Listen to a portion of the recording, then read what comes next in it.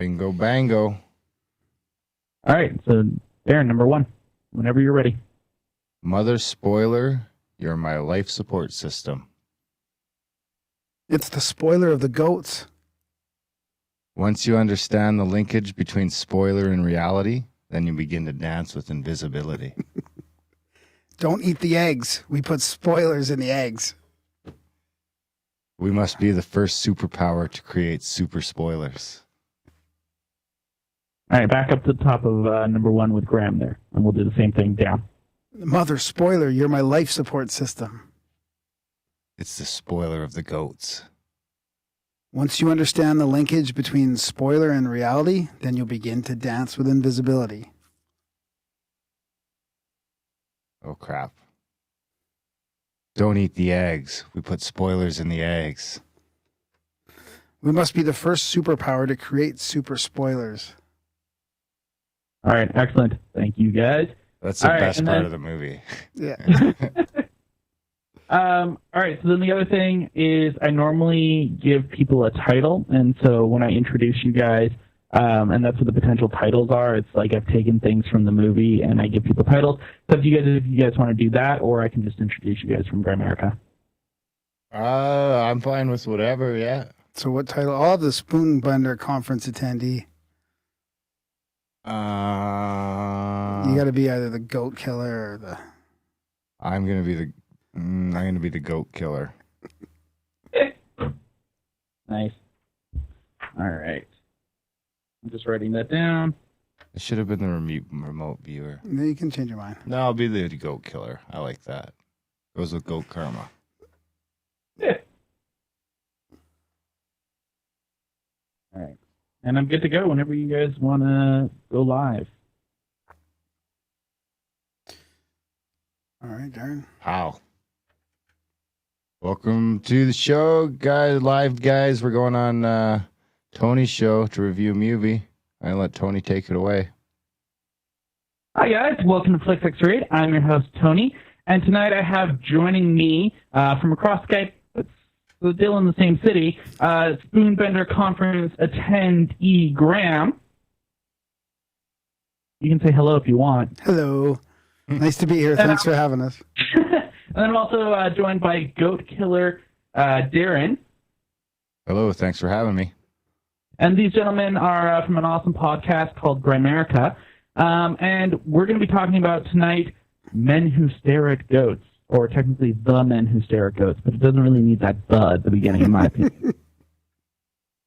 All right, so guys, why don't we take a moment to get to know our guests here, and why don't you guys tell us a little bit about your show? You snack when you go to... My favorite movie snack is popcorn. I'm easy. I just like popcorn, lots of butter on it. And every once in a while, I'll grab one of the shakers so that I can shake on some flavor. And then when the movie's over, I have to be ready for a nap from all those carbs. And my favorite movie snack is also popcorn. And sometimes I put a little chocolate in it. But lately, I've been just having the popcorn without the chocolate. I miss the chocolate. That's fair. And so why don't you tell us a little bit about your show and what you guys do? Yeah, our show's about all kinds of crazy stuff, like ancient mysteries and alternative history and UFOs and consciousness and remote viewing and, all kinds of stuff that are sort of kind of outside the boundaries a little bit from the mainstream narratives. And it's a guest-based show, so we have guests on every week. And we ask them questions and we let them talk, and we learn lots. And we learn that we still don't know anything. Learn a little less each week. Yeah. Or learn how little you know. Exactly. That's what it's like. Yeah, we just had a guest on today who was telling us that exact thing. He's been into this stuff for decades, and he's realizing how little he really knows. So That can be scary, I think, realizing how big the world is and how small we are on it. Yep. All right, so with that, it's time for me to give a synopsis and starring here. So I'm just going to do a straight read of this synopsis I pulled from somewhere on the internet. Who knows where? Wikipedia. Here we go. Struggling reporter Bob Wilton gets the scoop of a lifetime when he meets Lynn Cassidy, who claims to be from a unit of psychic soldiers who have been reactivated for duty. Intrigued by Cassidy's assertions that they can walk through walls, kill goats by fixed gazes, Wilton follows him on a dangerous, top-secret mission across Iraq to find the Brigadier's founder, Bill Django. This movie is directed by Grant Helsoff and is starring Ewan McGregor as Bob Wilton, George Clooney as Lynn Cassidy, Jeff Bridges as Bill Django, and Kevin Spacey as Larry Hooper. All right, so guys, now that we got the intro out of the way, it's time for us to play a game. So one of the things I really like to do on my show, just to make it a little bit more fun and to get everyone worked into it, is I like to play kind of trivia games. So the first game that we're going to be playing tonight is actually higher, lower budget for Jeff Bridges films. So I'm going to give you a movie title, and one of you guys are going to take a stab at if it's higher or lower than a $50 million budget. Okay. So all we have to do is say higher or lower for 50 million. Okay. Yeah. All right. So, and the way we'll work this is I'll start with Graham. He'll go first, and then Darren, and we'll switch back and forth so you guys can kind of have a back and forth. The first movie on the docket is The Big Lebowski. Do you think it's higher or lower budget than 50 million? Lower. Lower. Excellent. So you guys get this. All right. Both of you got a point there, and we'll see if you keep even or eventually break apart from each other. Sweet. Next up on the list, the original 1982 Tron. Higher or lower budget than 50? Lower. Higher. All right, Graham's got the point there. 17 mil for that one. I don't know if I can swear. I better watch Because it. I was predicting that the Neutron was next. It's in here somewhere. Okay. I can't wait for that one. All right, but before we get to that, K-Pax, another one with Jeff Bridges and Kevin Spacey. Higher or lower? 2001. Lower. What year? 2001. Oh, it's definitely. I don't think you're making a movie for under 50 million after 2000. I say higher. Darren's got the point on that one. 68 mil. All right, next up is a movie from 2006 called Stick It, where Jeff Bridges plays a gymnastics coach. Lower. Higher. Graham takes that one. It may be in 2006, but it's only 20 mil. Nice. Really? Next up, this one's I think going to be an easy one. Jeff Bridges is the primary villain in 2008 in Iron Man. Oh yeah, that's higher. Yeah. Definitely higher. Yeah. I was actually surprised by this one when I was looking up this stat. You guys both get it, by the way. It's $140 million to make the original Iron movie in 2008. Wow. And saying to my wife, what's crazy about that is Disney essentially put out this movie. Iron Man was the first one in the series of all these Marvel movies that they've been doing, and they spent $140 million on it, with Robert Downey Jr. being like just out of rehab and just essentially had no idea probably that that was going to blow up and be like the next big thing. Yeah, that's crazy. I love Robert Downey Jr. He's a Hollywood bad boy. I mean, I don't watch a lot of movies, but I like the Iron Man movies for sure. All right, so next up on the docket from 2010, it's a Western, True Grit. Higher. Over. Yeah. Over? You guys are both wrong on that one. It was actually Oof. 38 mil for that one. Maybe we could make a movie. With enough gumption, I'm sure you could. And All right, and next up, I don't know if you guys remember this box office bomb, R.I.P.D., the Rest in Peace division, with Ryan Reynolds and Jeff Bridges. Oh, I don't remember. No. Well, Reynolds is expensive. It's got to be over. I said over every single time, I think, except for the first. I'll say over 2 on that one. All right, you guys both take it. It's $130 million wow. to make that, and it only made $30 million in the box office. Oh, that's a big that's loss. a hit. All right, Does that mean the next up. actors don't get paid? I think they still get paid. I think that at that point, it's just a matter of everyone else doesn't get paid. Bad marketing. Yep. I'm sure the unions get What paid. the budgets are anyway nowadays. It's mostly to marketing. All right, number 8 here. Jeff Bridges in The Seventh Son, a fantasy movie. Oh, I'm going to say that one's higher. That was good, actually, that one. Lower. All right, Graham's got it on this one. 2-point lead on Darren. It was actually $95 million to make The Seventh Son. All right, here we go. We're going to Oscar bait movie now. Seabiscuit from 2003. Definitely over. Lower. Lower? Yeah. I say over. Well, Graham gets the point on this one. Seabiscuit can't be cheap. Did they Also- cheap out on Well, you animal went care? higher on the gymnastics movie, too. I mean, come on. It's just a gymnastics movie. All right, next up, haven't seen Jeff it Bridges, Robin Williams in The Fisher King in 1991. Higher or lower? Lower. Higher. I just got to be opposite just so I can try and get ahead. You got to stop doing that. Graham takes the point on that one again. All right, and final one. I think you're both going to get the point on this one. Tron Legacy. Higher, baby. That was good. Higher. It's going to be like $250 million, I I bet. got to watch that one again. 170 mil. That's it, eh? How did that one do? That one actually did really well. It made its money. Oh, good, And yeah. upped it. I think it had a stayed- hard time, didn't it, for a while? Or It did. I think it had a little bit of a kicking point. It definitely wasn't top of the box office during its year, but it was. It definitely. Yeah, well, it wasn't on its opening weekend, but it was by its second weekend. Okay, yeah, I think that's gonna be one that people will still go to in the end. Like my buddies, just a couple buddies of mine still love that one, and you know, just the sound and the music and that was good. Yeah. So, and what I thought was interesting about that is it's also so the original Tron was 17 mil, and Tron Legacy is 170 mil. So they're literally a zero to the end there. Wow. Huh. So, $17 million for the original Tron. Right? Crazy. And like nowadays, 17 mil could not make a movie like that. No. We barely make a podcast. All right, so that's all of them. Graham, you're the winner by a landslide. It was a 9-5 victory. Normally, if you'd be in studio here, I do have a little pretty princess crown you could wear, and lord over Darren's head. But unfortunately, Skype doesn't accommodate that. Okay, well, I'll think of something because I got to gloat over this a little bit. But don't worry, there's 2 more games in the show, so Darren, you good. can win this back. That's right. 2 out of 3.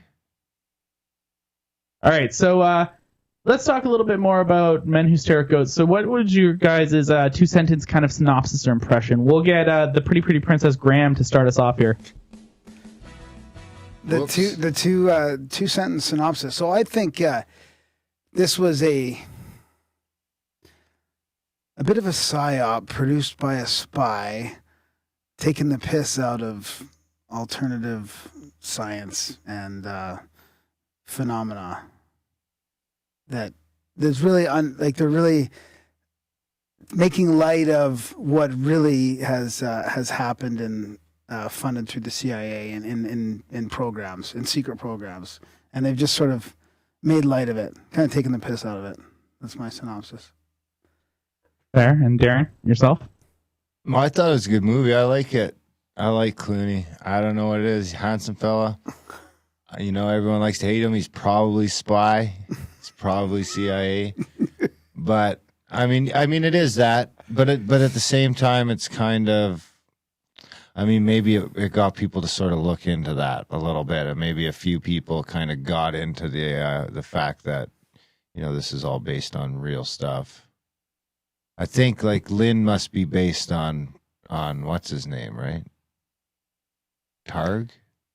Ingo Swan. Lynn's Ingo Swan, right? Yeah, it's more of.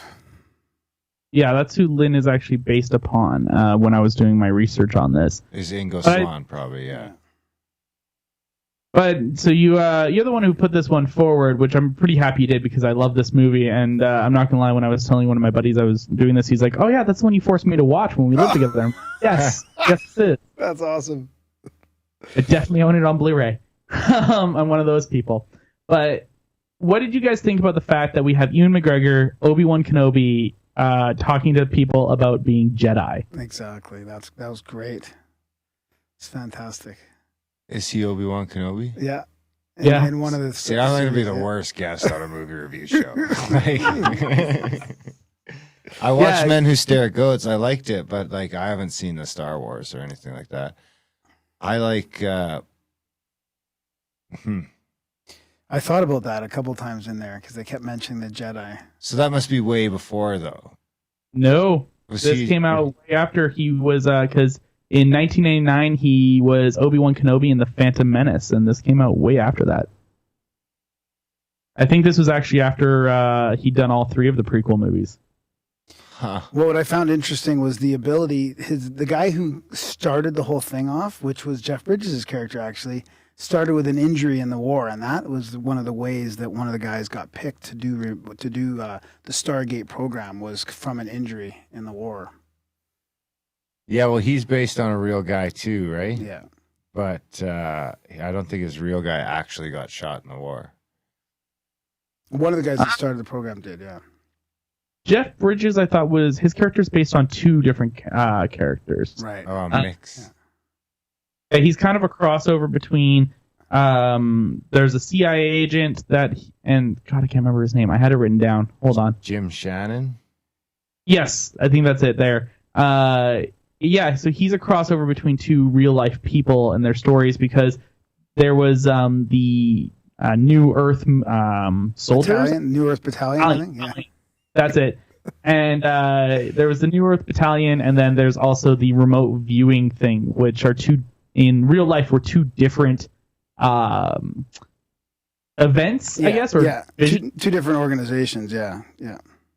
Both within the American Army, but they kind of merged them together for this movie, which I think works because realistically, what they were doing in the film was very kind of along both those ideas, and I think it's interesting to take inspiration from real life. Yeah, yeah. It's called the New Earth. It was the New Earth Battalion, I think. First Earth Battalion. That's it. Something Earth Battalion. Yeah, yeah.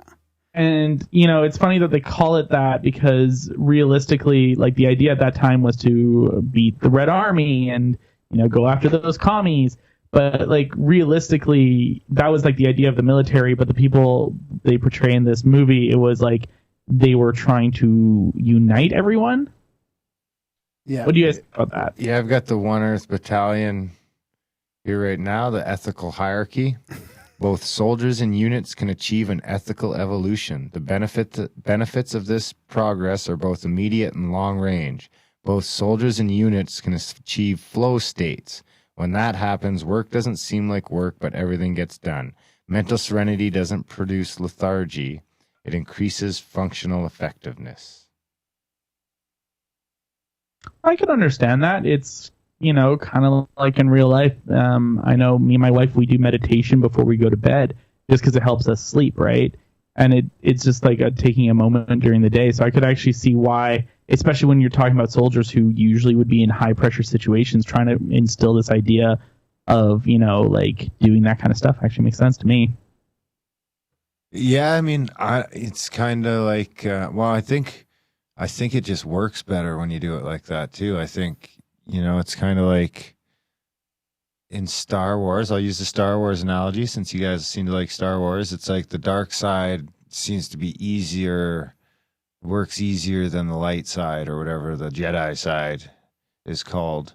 But in real life, I don't know if it's quite that way. I think positive intention seems to work better than negative. I could be wrong about that. There's a lot of negative shit happening in the world, so. Oh man, don't even let me start on that. I'm pretty sure I had a 2-hour debate with my one of my roommates here about the state of the world today. Definitely a conversation I have engaged in earlier today just because of everything that's going on on the political spectrum. Yeah. Not to get super into local politics, but it's a thing here. And I was saying about how we're seeing so many negative things come out of the world, but at the same time it's we need more positivity. And I don't know about you guys, but it's watching the news, they always do those fluff pieces, and I wish there was more fluff pieces and less of the other shit. I don't watch the news. I think that. I mean, yeah, that's the problem is there's not enough fluff pieces, so it's just best not to have the news. I mean, on mass, there's more good things happening in a day than bad things. That's what I really believe. I mean, what is it, like 120,000 people have escaped total poverty every day for the last like 20 years. And, you know, you read like Steven Pinker's book and stuff like that. I mean, there's a lot of good things happening. It's just, I don't know, for whatever it is. And especially in today's world where, you know, The fear porn sells. fear porn has always sold, I think, as part of it. And now it sells across the entire globe instead of across just a locale. Now it's on Twitter and it's a 24-hour news cycle. And you got to feed that beast that you created. You've got to feed it. Hungry. I need more news.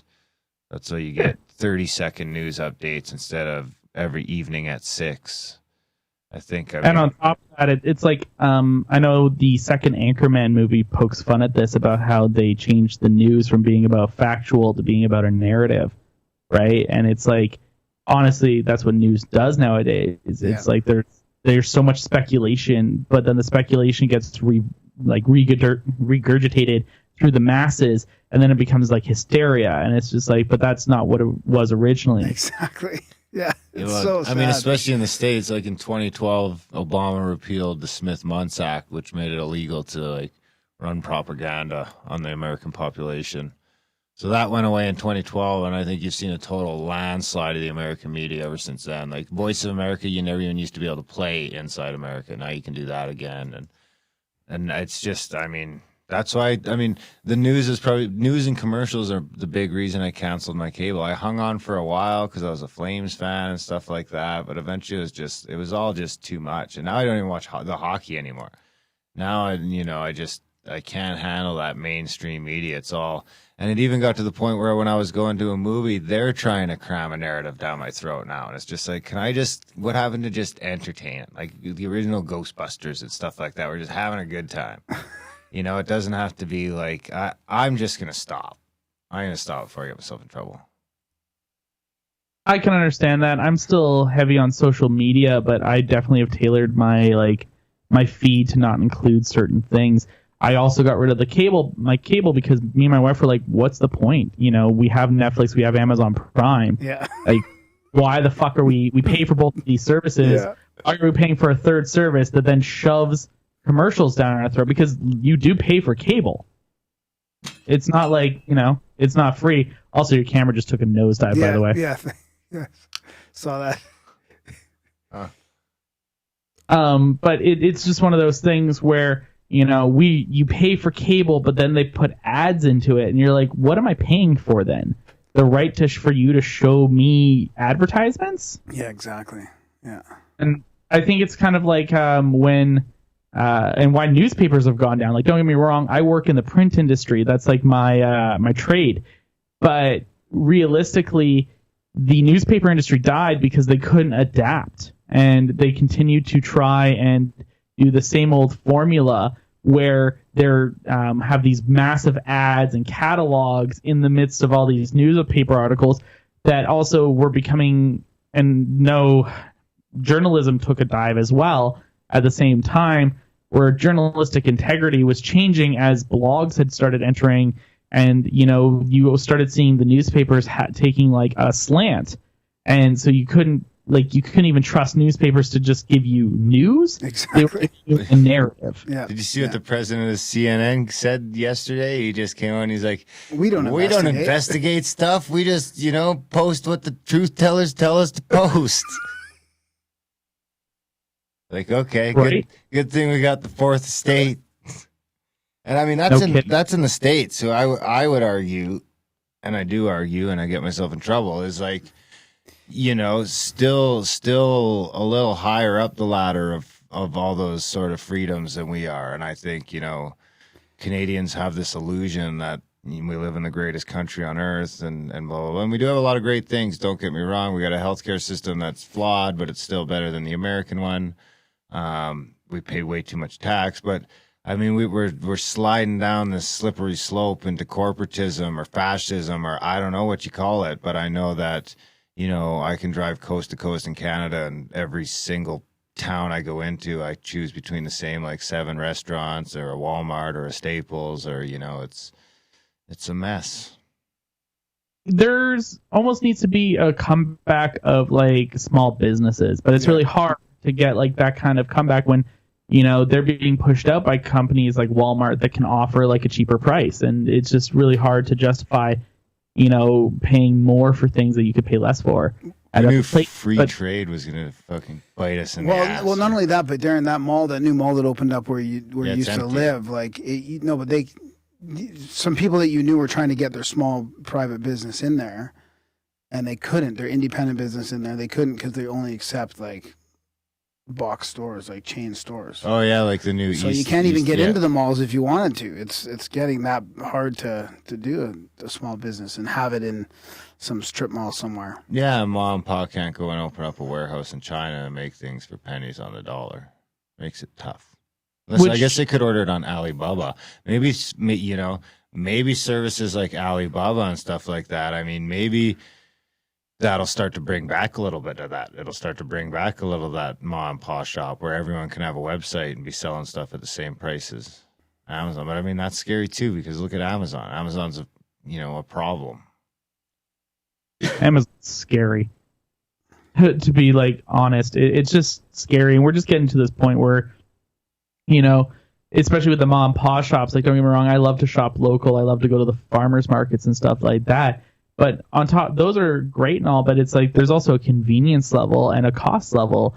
And, it's when, like myself personally, I'm a single income household because my wife's a full-time student. And, so it's like when we're pinching pennies, it's hard to justify why I would go pay almost double for stuff at the farmer's market when I can get it cheaper at like a superstore. Yeah, exactly. Yeah. Yeah. I mean, yeah. Not that I don't want to support them, but it's really hard. And, they're making their money and Superstore's still making their money just because of the fact that they have volume, right? Like they're able to produce in volume and sell in volume, and the amount of waste that they have as well. Yeah, try and eat healthy on top of that. And I mean, look at the price of just milk, dairy, and eggs and all that. It's gone up 4 times? Yeah, but I will say this, because I do hear that argument all the time that you can't afford to eat healthy. And I I go out and get some pho. I eat pretty healthy, but we eat out once in a while. So I'll go out and get gluten-free pho. And for me and my wife and my kids, I mean, it's $40. $40, and that's if we don't get like a little appetizer or something like that. Then it's $50.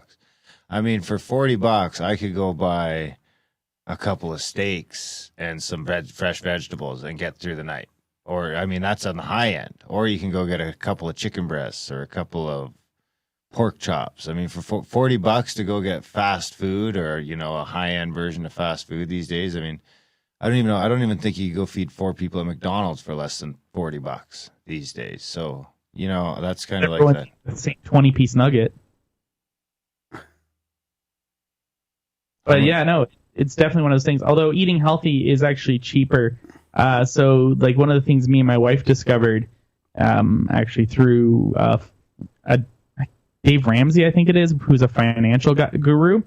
He was explaining that it's like big box shopping markets do this thing, and you probably would notice it too. If you actually skirt the outside, you'll find the healthy, cheap food. So you got your produce, which is actually not as expensive as everyone makes it out to be if you don't buy the organic labeled crap that isn't actually organic. And it's like all the dairy and meat, yeah, it's gone up in price. But if you start going down like the chip aisle and like all that stuff, that's where they fucking get you with like so much cost. Like I said, so we're penny pinching a little bit because my wife's a student, and we dropped our grocery bill from $250 biweekly to $150 biweekly by just essentially cutting out chips and pop and all that garbage. Yeah, that's good. Yeah, that's great. Yeah, I try to stay around the outside as well and not really go down the aisles. Unless you need toilet paper, in which case that's a different thing. Chips are tough, though. Chips are good sometimes. Yeah, I know, but they don't sell bean chips. I'm trying to eat bean chips instead of the other chips. Those are like $5 a bag, so I'm trying to limit that. Even the good potato chips are $5 a bag. That's the problem. But like that's my point. But that's processed from the movie, though. But oh yeah, way off. Because even then, this movie really focuses on this idea of like the New Age movement, essentially, and how it kind of influenced things. And I think that kind of movement that they saw in the 60s and 70s is actually still really relevant today in like what needs to be happening on this planet. there's so much radicalization of people that, something like this that kind of shows this idea that, you can do better with like love, or, you catch more flies with honey than vinegar kind of mentality. Yeah, but the funny, so I was going to mention about your question there is they bring in this, this mix between that First Earth Battalion and the Stargate remote viewing thing, that character, and they mention MK Ultra, but they gloss over it. So they talk about the LSD in a and all this new age stuff in a fluffy kind of easy light, but they fail to mention the reality of those programs, MK Ultra, and the torture and the CIA and the LSD experiments that went on, back then. I mean, that was, and the new age thing is, I agree with you. I'm a bit new agey myself, but a lot of people are saying how that was a psyop and it started from some, CIA influence. And I'm not quite there yet to buy that, but there's still people running with that theory, and it's interesting to think about. I think the CIA influences a lot of things that we don't even think about. Yeah. Because just keep in mind, if you control the masses, then, you can, it makes it easier. That's how people like Trump get in. Yeah. I think the CIA is a literal Ministry of Truth. I think they've been whitewashing newspapers and then running the like mainstream news scene for a long time. Oh, definitely. It's like one of my best examples that I always pull out is whenever I think about how the news distracts people. So when Bruce Jenner went through his transition, which I'm not opposed to, it was on every major news outlet. Well, the breaking story that happened at the same time, I don't know if you guys know about this, literally the day before that completely got left out of the news was the fact that the FBI had been caught using commuter planes to spy on people in their own backyards. And that had been discovered and admitted, and they had a big press conference about it.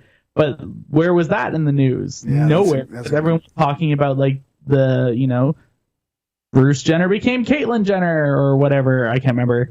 But it's that was the news because everyone was so distracted by this whole idea of so many people were transphobic and all this, and that was what they used to distract the masses from what was revealed at the exact same time. Yeah, pretty coincidental that our boy Jesse Smollett gets let off the day after they find out there's no collusion with Russia. Yeah, that's another good one. Yeah. Don't look over here. It's changing the news cycle. And it is, I think, one of those things where you're right. The CIA has been controlling the information that gets out there for years. And, so you have a mass populace that goes to major news outlets for their news. And I know I watch the news, but I watch it with one of those kind of things where it's I watch and I go, I'm taking this all with a grain of salt. Yeah. The thing, because it's so slanted, and if they're showing me this, I wonder what they're not showing me. Yeah, exactly. Yeah, those are great distraction examples for sure. That's what social medias are now too. Yeah. Well, social media has this big is more interesting because even though its original concept was to kind of unite people and make it so that it was easier to transcend borders, it's done this weird thing of radicalization where people are now kind of more bubbleized in what they believe than ever before. Yep. Because people instinctively search for community, and instead of trying to broaden their mind or horizons by discussion, people tend to move towards groups that agree with them rather than people who disagree with them, right? So rather than having these kind of moments where you're able to discuss with people to further expand ideas and learn from each other, everyone's just kind of bubbling themselves. Yeah, and they're not only doing that because we tend to do that, but because the algorithms are also pushing us in that direction. So, right? It just keeps showing you stuff you liked and not showing you stuff you dislike. And where it's I almost feel like you should expose yourself to stuff that you dislike so that you kind of get an appreciation for that. Yeah, totally. I try a little bit. It's hard.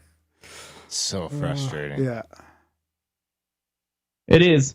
All right, so we're really off topic, but I'm enjoying this conversation personally. Yeah, that's good. Yeah, so That'll happen. Yeah, we're bad at that. We're bad at staying on topic, no matter what the topic is. All right, so what do you guys think about the Kevin Spacey factor with this movie? I know a lot of people don't like him because of everything that's gone on, which I totally agree with. But what do you think about his role in this movie as the douchebag? I just had to break that to my wife last night. She didn't know. I kind of envy her. Wow. Just being like, not caught up in all that bullshit. We don't have TV or anything like that. So it's just like, but yeah, it's just, I was telling her about the whole theater incident and all, because I think that's where most of his stuff went down in that theater he was running in London. But, I almost wish I never heard that stuff because I've always been a huge Kevin Spacey fan. Like every movie he's done. Love it. Love it all. he plays such a good douchebag. Oh, yeah. It's just because he's a fantastic. douchebag. Turns out the guy's a total creep. So he's super good at playing a creep.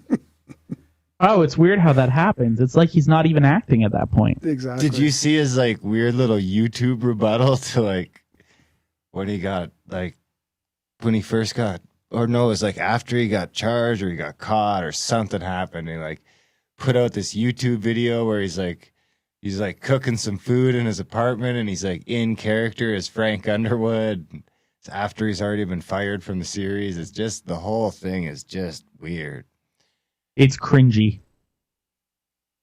But what a great Kaiser Soze. Yeah, that's one of my favorite movies. And, I have a thing where it's like, I will still watch his old stuff, but I probably will not support any of his new stuff at this point. But it's like, I loved him in American Beauty. Like, he was super creepy in that one, too, which is great. But, like, I don't know if you guys have seen American Beauty, but it's a solid film with him in it. Yeah, no, that's the one where he kills himself. Or no, his neighbor kills him, right? Yeah, his Spoiler neighbor alert. kills him. Well, it's a spoiler alert because of the fact that, like, at the very beginning he goes, "This is how I died." That's how the movie starts. Oh, right, yeah. No, but that was the first time I fell in love with Kevin Spacey. Was in those old movies, right? Like, was that before or after? What's the Kaiser Soze one actually called? Usual Suspects. Usual Suspects. Usual Suspects came out in 1997, if I remember off the top of my head, whereas American Beauty, I believe, was 2001. And that's just me going off my brain, so I could be way off on those. Yeah. No, American Beauty had to be before 2001, no? Anyway, yeah, I was all over Kevin Spacey back then, for sure. Better And he was be careful probably, how you say that. he was probably being a total creep right then. Those were his, like, creepiest years. Oh, you're right, American Beauty was 1999. And when was Usual Suspects? 1995. Ooh, what was his first movie? Oh, now I'm actually going down the rabbit hole of it's I'm. probably going This is way dangerous. back. Yeah. Down the Kevin Spacey rabbit hole. How many poor guys have ended up down there? I see what you did there.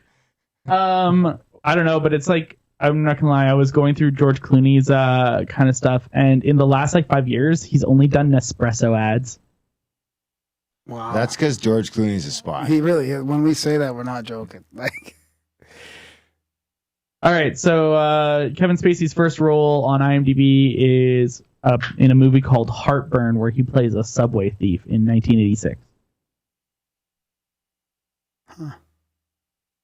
I don't remember that one. It was probably a small. It looks like it was a small movie, but that's how a lot of these actors get their starts. It's not very common where you see a big actor being a big name or in like an early movie, right? Yeah, he probably wouldn't even have been that big in like Usual Suspects, because there's a bunch of other big names in that movie too. I was surprised at all the big names in this movie. I mean, it was pretty. I mean, hysterical. I mean, they had a good cast. Oh yeah, I totally forgot Kevin Spacey was even in this movie, Yeah. and he's just a total creep with his little mustache. And weird little run that he does. If they made that movie today, it would be Sacha Baron Cohen. Oh, you're so right. All right, so it looks like it's time for game number 2 here, guys, since we're talking about movies and stuff like that, which is what we should be doing. It's time for us to play game number 2, which is The Price is Right. So the way this works is Price is Right rules. I'm going to give you guys numeric categories. You're going to try and guess the number without going over. If you can get it bang on, it's worth double points. And if you guys are both over, I'll let you know and we'll start the round again.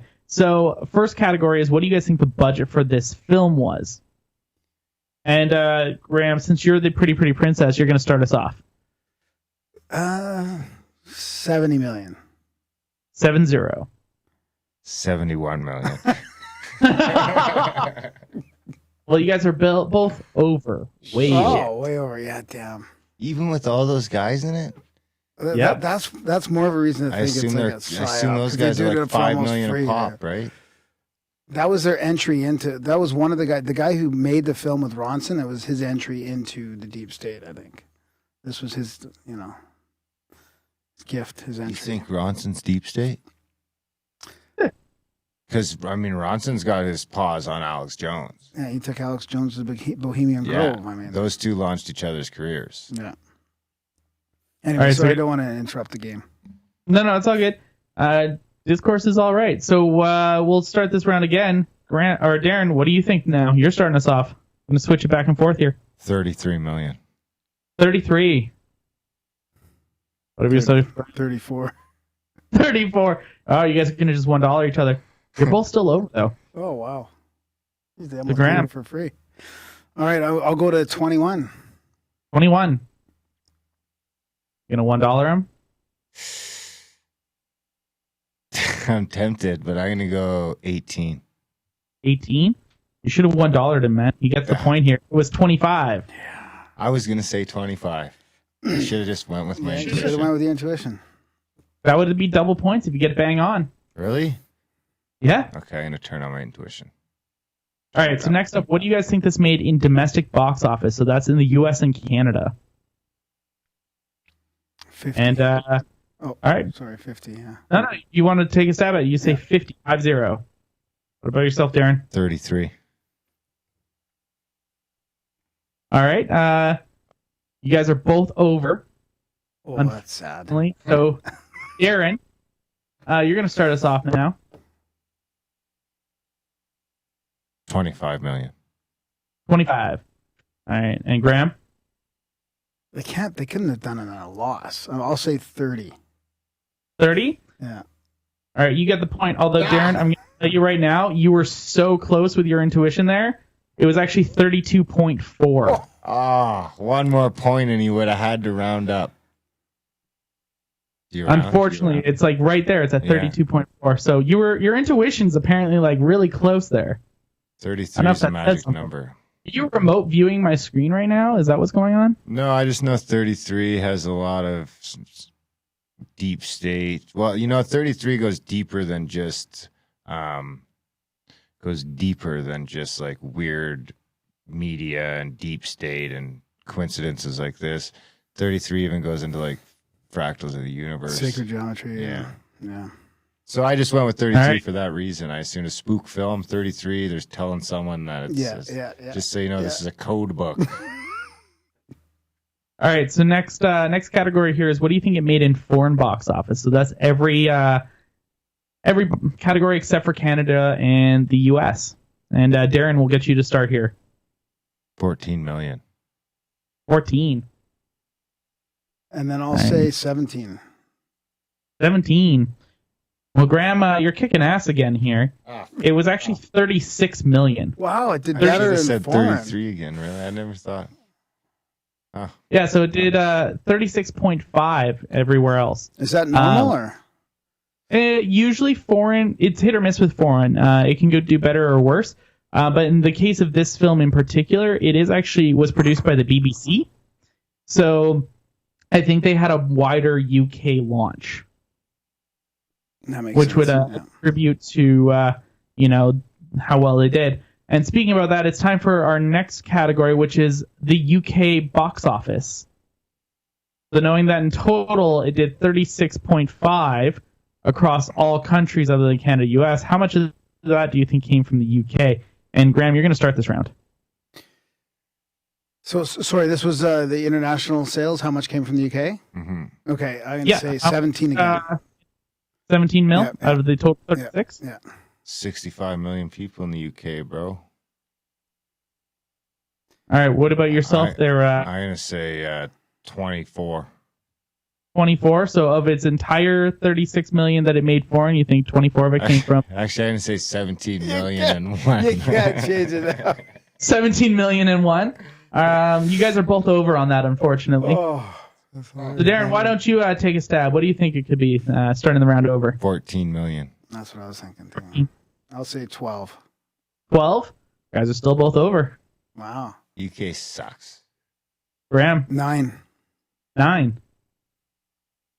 You know, you could pull that 10. that Price is Right, where you pull the $1, Bob. I'm going to bet $1. That's right. Yeah. Oh, I think everyone here is That's a way good over. idea. I'm gonna do $1. All right, you do get it with the dollar because it was 6.6 mil, Wow. which means Darren's on the board finally. First time in 2 games. All right, next category here. What do you think its opening weekend domestic was? So that again is U.S. and Canada, and its total run was again 32 mil. So how much of that do you think it came from its opening weekend? Ooh, so God, this is tough. Who's going first? Darren. I'm gonna say that opening weekend. We'll call it 25%. I'm gonna go with 8 million. 8? That's funny. Great. I'm going 21. 21? Unfortunately, Darren's got this one. It's 12.7. Did you just give me that one, Graham?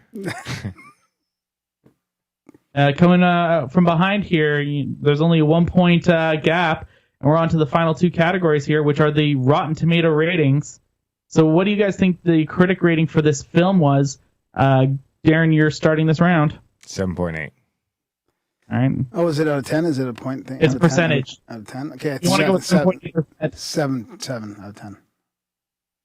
So 70%? Yeah. Because it's a percentage. That's what I thought. Yeah, 70%. Does that change your answer there, or are you saying 7 Well, point? I'm gonna stick with 7.8. 70? Or 78% then, yeah. All right, you guys are both over. Yeah, I thought so. I was thinking, I think it got bad rap for a while. I'll go with 60. I'll go with Think so? 61. Ooh, still both over. Oh, wow. That's terrible. It's disappointing. Wow, come on. 45%. 45. 46. Darren's got it. It was 51. Using my adult brain today. All right, so you guys are all tied up, and it's time for the final question here. Oh, shit. Darren, you're starting this round. Audience rating. What do you think the audience thought in percentage?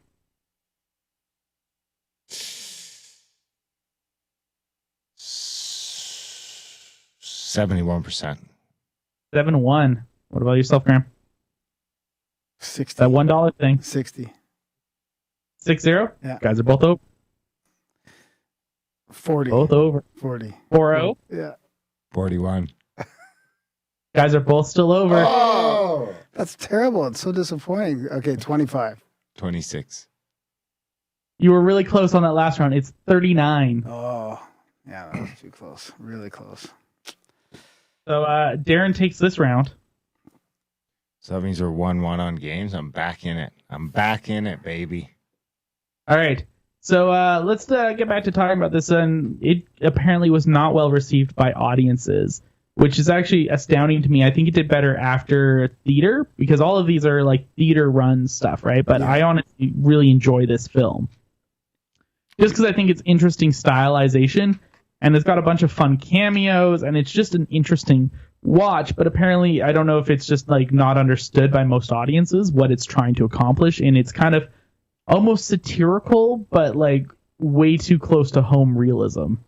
Yeah, I think it's over the head of most. Like for most people, I think it's just weird. I would say. You know what's funny though? I watched the first half of the movie alone the one night, and I watched the second half with Lisa. But I was watching the first half alone, and you know how when you're by yourself, you don't usually laugh when you're watching a movie. But I was watching the movie, and when he's like that scene when he's like looking out the windshield, bursting clouds, I was just like, I instantly pictured Graham.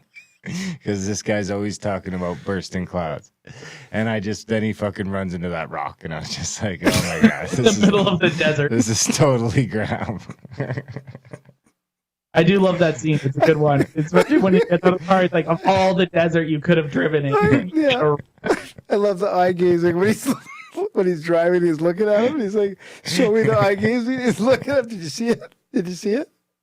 Oh, yeah, that was good. Yeah, that's what surprised me about it is I haven't seen it since when it first came out, and then I watched it again last night, and it was really, really funny. But other parts of it are like, I mean, that stuff with the synchronicities where he's doodling that stuff on the paper and stuff like that. But that's Illuminati symbolism there too. Illuminati and they talk about symbolism super right soldiers there. and near death But that comes experiences. from ancient Egypt. That's the Eye of Osiris or Horus or whatever, right? They also mention Dulcie, and it's interesting. They even talk about crypto, like Loch Ness monster. Like they bring in all that stuff, which I find fun. But they also sort of, like you said, it's sort of satire in a way as well. They kind of make fun of it. It's interesting though, because it's like I kind of really love George Clooney's character as well, because he is kind of the butt of the joke, but doesn't realize he's the butt of the joke. Yeah. Right? But I like the character doesn't, but George Clooney obviously realizes he's supposed to be the funny one out of like the two of them. Like Ewan McGregor plays what's commonly referred to as the straight man, right? So it's like in most modern comedies, it's Jason Bateman, that guy who's supposed to be super normal and is experienced dealing with characters who are not normal, and like it's his reaction, right? Which is what Ewan McGregor is in this. Is he's the normal character dealing with George Clooney's abnormalness, right? Interesting. I heard people talking about him as far as an archetype goes, or like a tarot card, like the willing fool.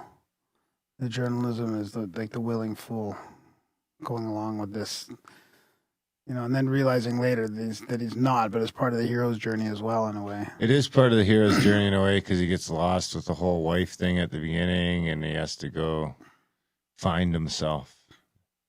The wife who leaves him for his editor, who's missing an arm, which I just thought was weird that they put that in there. Throw that in there. Yeah. Well, they probably have a quota, Well, and even then, I know that actor that they're showing, and that actor isn't missing an arm in real life. So for some reason, they decided to give this guy a prosthetic arm. So it's not. They didn't even hire a real disabled actor. Yeah, it's like they decided to input this like weird this thing and not even draw any attention to it either.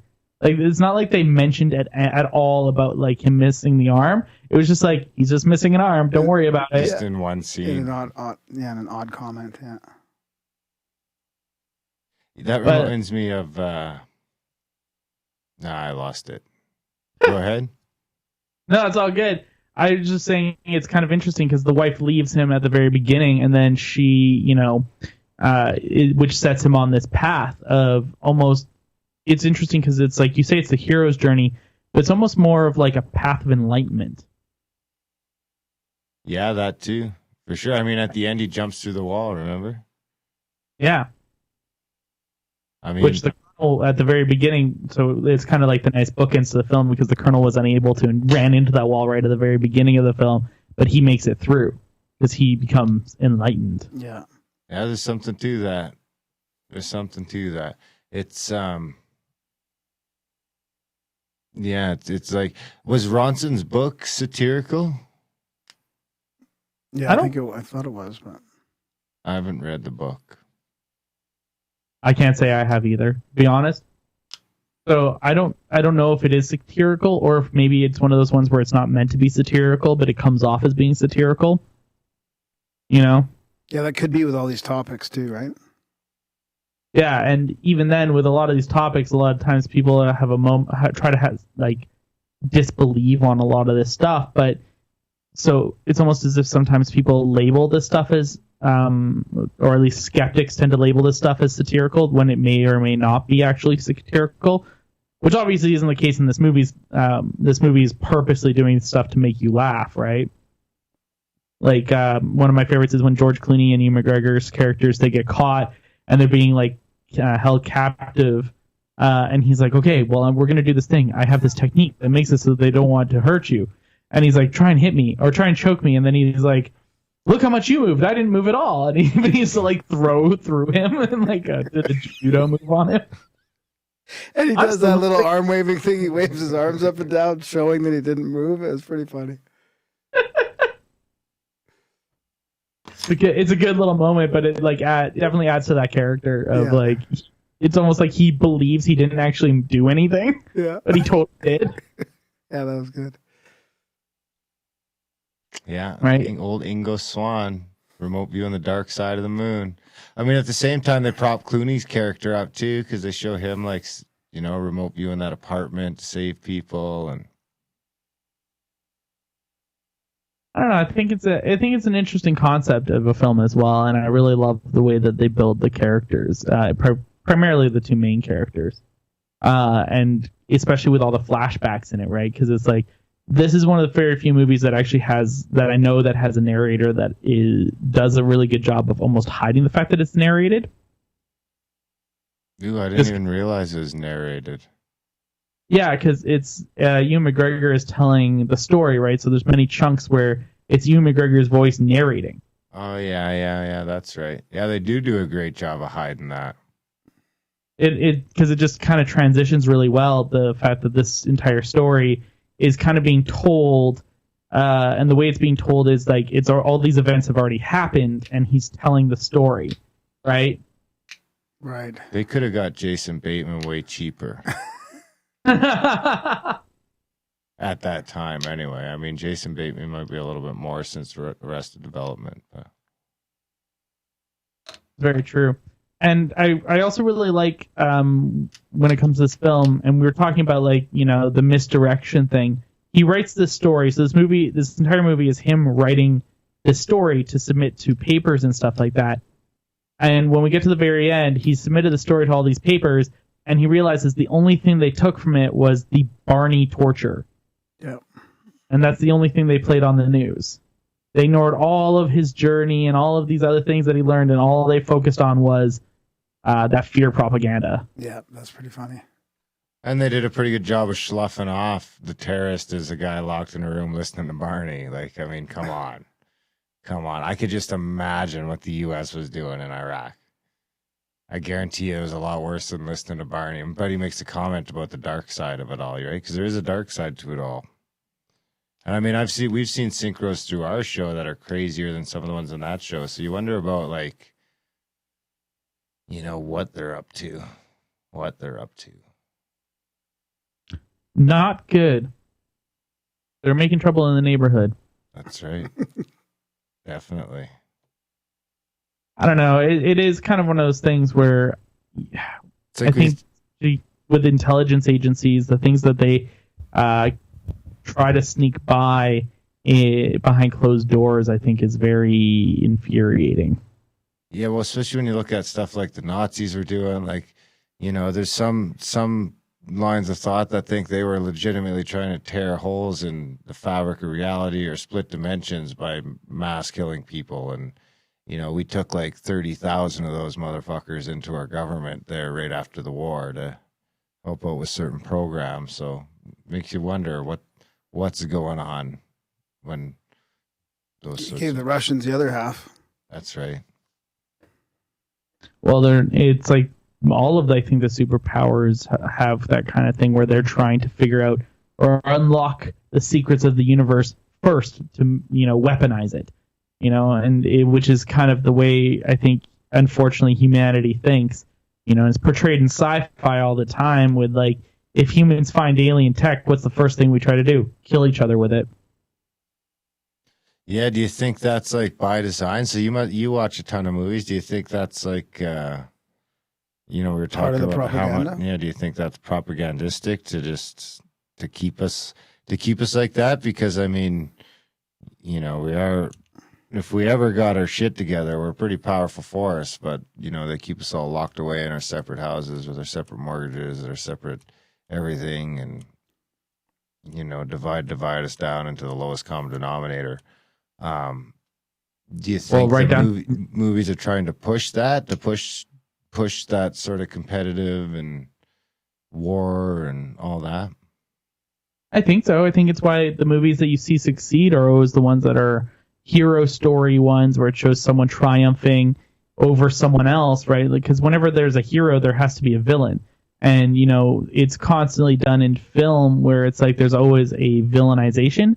And very rare, especially when it comes to the big budget movies, do you see a film where it's more of a slice of life film that actually does well. They do exist, but those aren't the ones that are heavily marketed or heavily reviewed or heavily watched by the masses.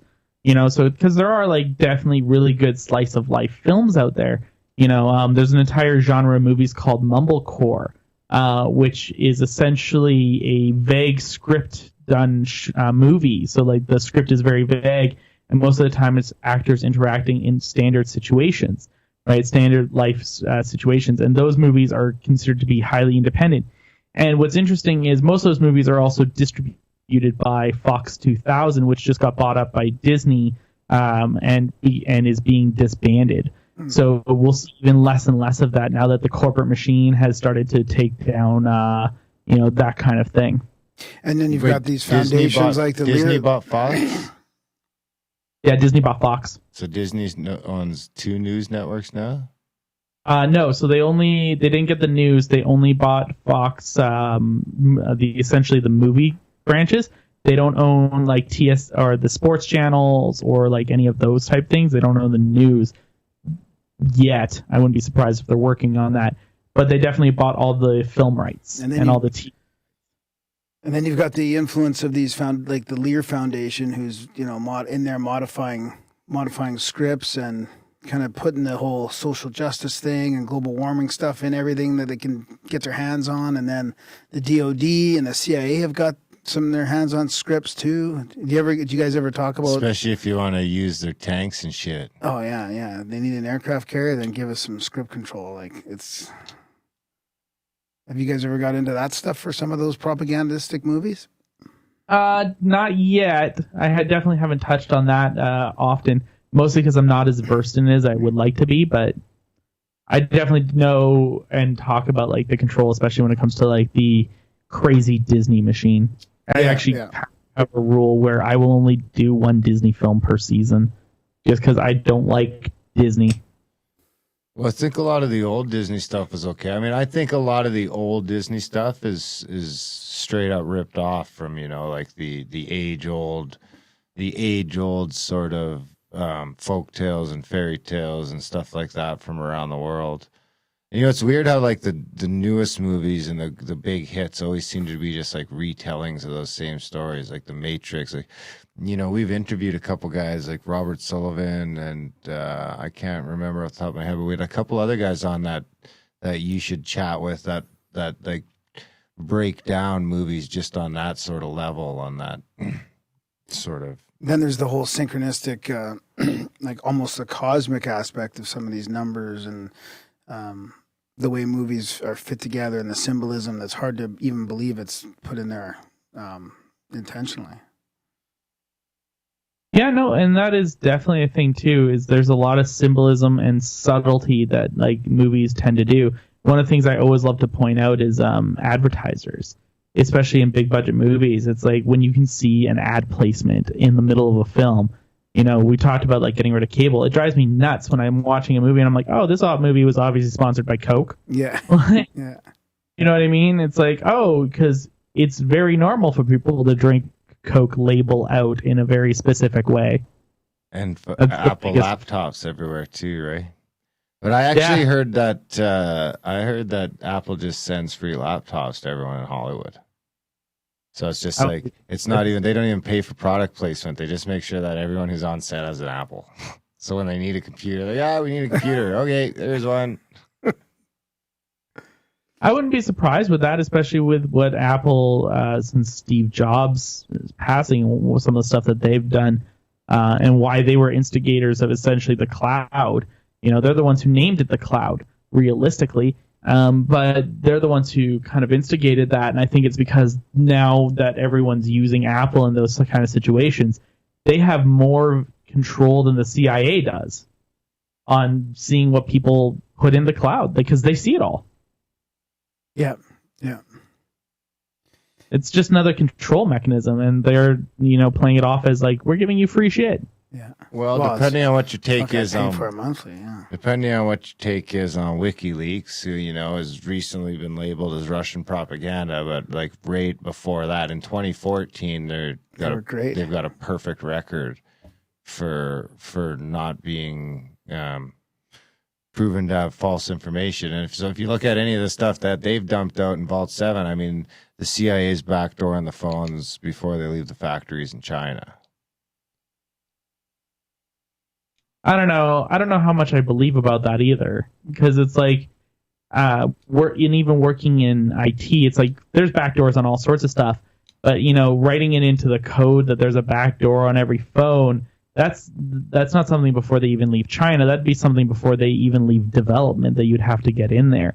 And so it's not even, because it's a backdoor like that's not a physical, tangible thing that that they're going to go, I'm going to go put this one chip that allows me to get in there. It'd have to be a piece of coding, right, that they would have to implement into the code so that they could do that. And, if for them to be able to do that, especially with something like, Apple or Google or anything like that, I think it's actually more challenging than people would realize to actually implement something like that. Well, I think Google is like straight up DoD. Oh, it is 100%. Google's always listening. Yeah, and they're just like the alphabet company. We're the alphabet company. Like, come on. You couldn't even just come up with something other than that? Yeah, well, they're, they're just as bad as everyone else. But I think it's time for us to go to game number 3 here, which is going to be the most challenging game. So, Darren, you currently have the Pretty Pretty Princess crown, technically, because you won the last game, which means you're at a disadvantage for this round. Graham, what we're going to do is we're going to play game 3, which is the awesome Lodge Word game. Essentially what it is, it's taboo with words. So I'm going to have 2 minutes to get you guys to guess 10 movie titles. And there's 3 categories. So you each are going to get a turn to guess 10 movies in 2 minutes. Now, the way this works is you have the advantage, Graham, is you get to pick which category you want to do, and you get to pick which category Darren does. So the 3 categories that I have here are George Clooney movies, movies with journalists, and 2009 box office topping movies. What does that mean? So in what movies were top of the box office in 2009? Oh, okay. Okay, I'll give Darren the 2009 topping movies, and I'll take movies with a journalist. All right, so you want journalists. So, Darren, you're going to go first here. I've got a timer here on my end. It's got 2 minutes. So we're going to start in 3, 2... Oh, wait. So wait. So I'm just going to start labeling box office movies from 2009? Yeah. So I'm going to try and get you to guess them. Okay. I was going to say, because I don't know any. No. I have a list of 10 here, and I'm going to get you to guess them. Okay. Perfect. Okay. Okay, this sounds much better. I should have done a better job of explaining this. I'm just not allowed to use any of the words in the title, any of the actors' names, any of the characters' names, or any directors' names. Okay, I'm ready. Okay, here we go. Starting in 3, 2, 1. All right, so this first one is about an officer who works in a shopping center. He's a larger cop. That's correct. This one is about a gentleman whose daughter has been abducted while she is in Paris, and it's up to him and his special skills. Yep. This one is about a woman who adopts a black boy who gets him into. Yes. This next one's about blue people on a different planet. Avatar. And yes, this next one has a bunch of rules on how to survive an apocalypse that involves people who eat brains. Nope, eating brains. They're monsters. It's The Walking Dead is based around the same kind of monster. This is one with Woody Harrelson. Yes. Zombieland. Yes. This next one is about a bunch of aliens that land in South Africa. They look like shrimp. I forget what it's called. District 9. Yes. So this one is about guinea pigs. It's a Disney film, except for the guinea pigs are spies. Spy. So if you were to fly Mach 3, you would get a lot of what kind of applied to your body? G's. Pressure. G what? Forces. Yes, that is it, G-force. If you've drank a lot and you wake up the next day and you feel like crap, it is... Hangover. Hungover. G-force hangover. Hello? G-force hungover? Yes. G-force is the one. Hangover is the second one. Next one, this is a movie about superheroes, and the cover of it is a smiley face with a blood stain on it. Suicide Squad. Nope. And we're at time. All right, Watchmen. That was good, Darren. I picked the wrong category for you, obviously. Wow, you weren't. The chat room wasn't helping you out there. Was No, they're 2 minutes behind. Okay, good. Or a minute or something. Also, I know there was a little bit of lag in there. I got a poor connection signal halfway through. So you got 8 out of 10. Wow, that was good. Jeez, I felt like you answered like 12 or 14 of them. I was on fire All there. right, for a so few minutes. I'm all right, so you've got movies with journalists in them. Oh, This is actually one of the harder categories. I know. I Why was like, didn't you why do did I Clooney think? movies? It'd just be like gravy. Ocean's 11, Ocean's 12, Ocean's 13, Ocean's 14, Ocean's 15. All right, so here we go. Movies with journalists starting in 3, 2, 1. All right, so this first one is about a group of people exposing the issue in Boston with the priests. Won an Oscar. If you're on stage and there is a bright thing shining on you, Light. what is that called? It's a light? Light. Yeah, but you're on Spotlight. stage. So- Spotlight. yes. Okay, this next one is about it's Satan and he is donning on an expensive brand of clothing. Oh, Prada? Devil Wears Prada? Yes. This next one is the same guy from the National Lampoon movies, the vacation movies. It's him, but he's a secret agent who likes to expose the truth. Oh, what is that one? I can't remember. Chevy Chase and something. Can't remember. Okay, this next one, the opposite, the blank is out there. It's the quote from The Truth. Excellent. Truth? Okay, perfect. This next one is about a gentleman who is based on an arachnid, and he swings from webs in New York. Spider-Man. Yes. This one, the opposite of boy is... Girl? Okay, and if you have a bunch of ink on your body, it's called what? A tattoo? The girl Okay, with and the a mythical- dragon tattoo? Yes. This next one, the Chinese New Year is when you would change from one to another, like the dog, a rat, a chicken. What are those? It's something symbol. Oh, geez, I can't remember. I can't remember that one. I'll have to skip. Can I pass and come back? Yep. The opposite of hers. His. The opposite of boy. Girl? His girl? TGIF stands for... Friday? Thank God. So, yeah, no. Opposite of hers, opposite boy. Oh, time. Okay. His Girl Friday. His Girl Friday. Okay, I don't even know that one. An older one. What was the Chinese one again? Zodiac? No, Zodiac. it was. It was Zodiac. Oh, okay, yeah. Yeah, you had it there at the end, but you didn't say it when I was doing it. I gave him That was two good. of them. I did better than I thought. I was scared there for a while. All right, so you only got 6 out of 10. So it looks like our pretty princess of the night is Darren. Come back, kid. Well done. Come back, kid. Back in, you won, man. You may have lost the first round, but you kicked ass in the second two. That's it.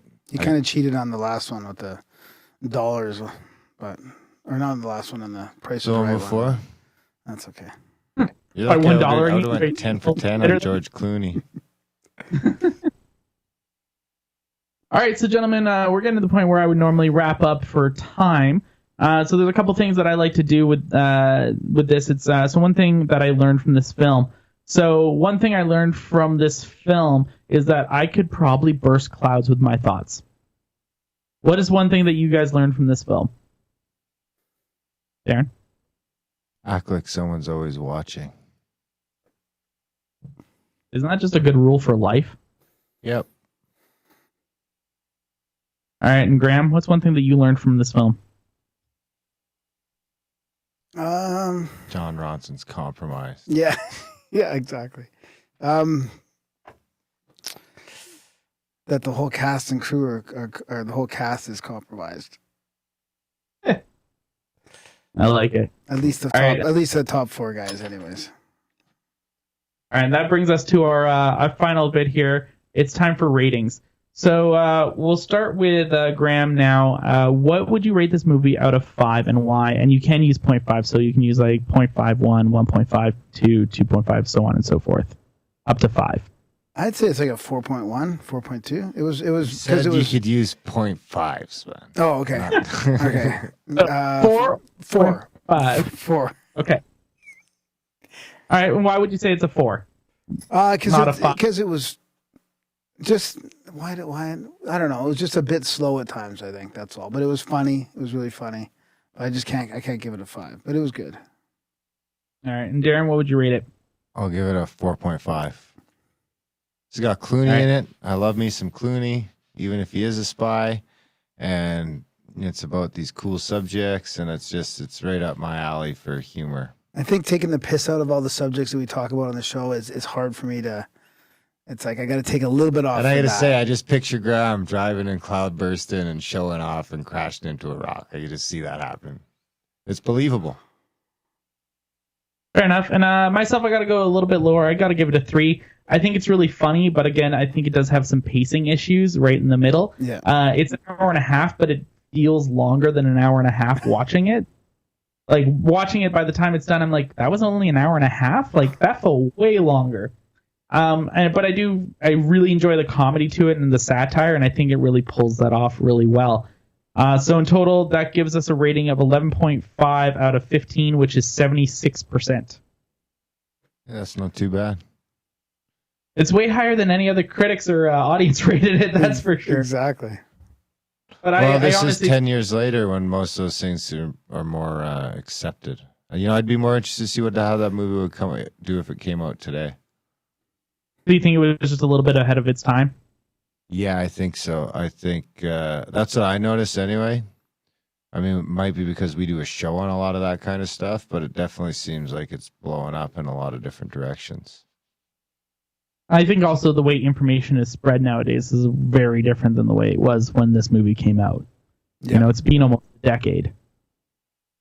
Yeah, sometimes you forget it's that old. I Right- wonder. right I after should this try movie- watching "Oh Brother, Where Art Thou" again. I wonder how that would date. Well, right around when this movie came out, that's when Cass Sunstein had his paper to Harvard on conspiracy theories that was how the government should get involved in these theories. So that's kind of an interesting timeline as well. Yeah. So anyway, this has been another episode. So why don't you guys tell us where everyone can go and listen to your podcast and a little bit about why they should listen or what you guys do. Grimerica.ca. We just interview cool people about cool stuff, just whatever we want. Tends to end up on the fringes usually. Nothing But wrong. we don't think so. And we're just trying to learn as much as we can and trying to be better people and taking a bunch of people along for the ride. Yeah, we get listeners involved. We read emails and synchronicities and stories from listeners in the beginning, and then we get into an interview with a guest every week. Sounds like a fun format. And you're on all the podcatchers, right? Yep. We're On every place, and we got about 700 or 800 hours of content in the back catalog, all free. And there you go. No corporate sponsorship. Yeah, we're All right. fully listener supported. So. Excellent. Well, special thanks to you guys. And this has been another episode of Flicks Xrayed. Good night, Internet.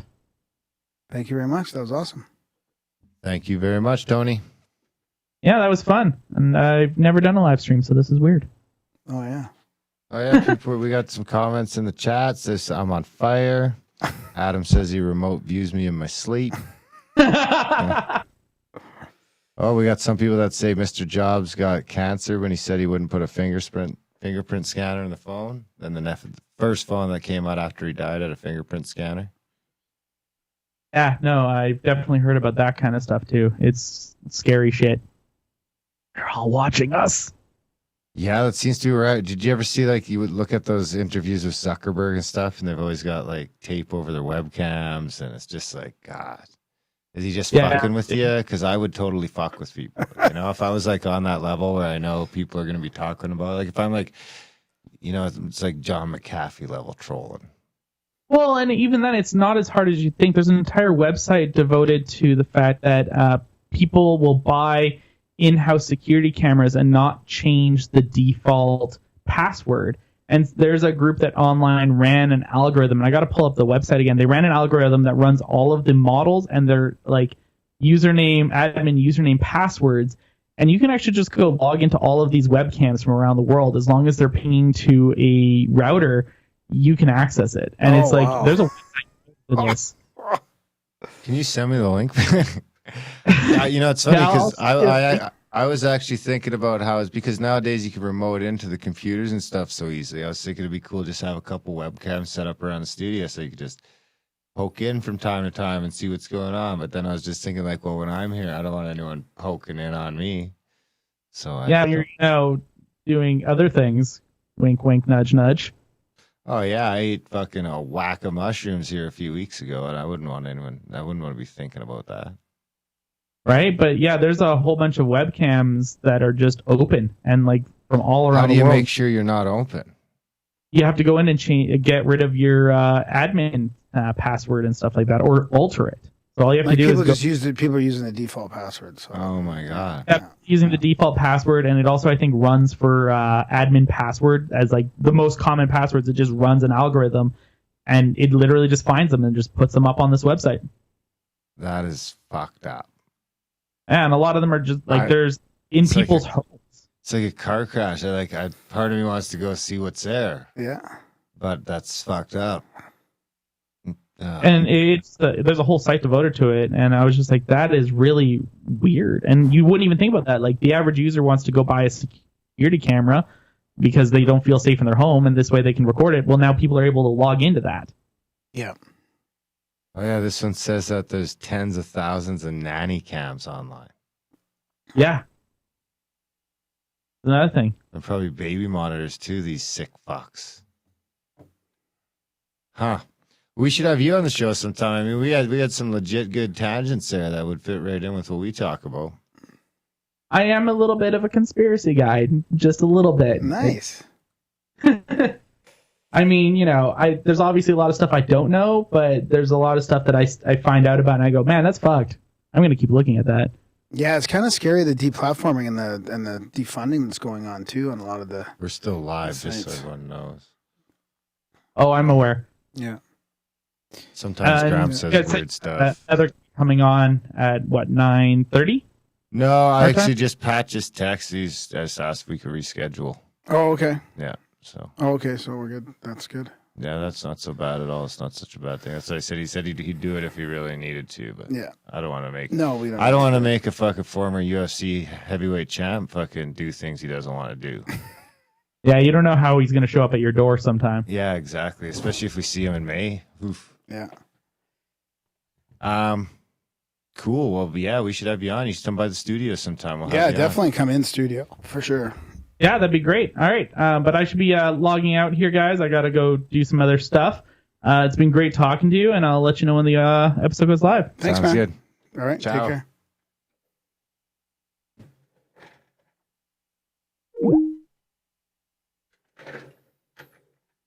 Say goodbye to the live people. Yeah, thanks for tuning in live. That was kind of fun. I was a little nervous there in the quiz. I thought I had to name 10 journalist type movies. I was like, oh my God, I could never do that. Oh, I was like, there was zero chance. I didn't know any of those movies that he named were from 2009. Yeah, that was good. You did well. Yeah, if it would have been like 2000, it would have to be like, if it was like 2014, I would have been in trouble. Because I was still watching all the movies. Yeah. Up till about 2012, 2000. When I started the podcast, I started weaning off of movies. Yeah. Funny how that happens. Yeah, exactly. Movies and sports, both. Yeah. Bye, guys. No Pat Militech tonight. I'll let you know when we reschedule them. How do I shut this shit off now?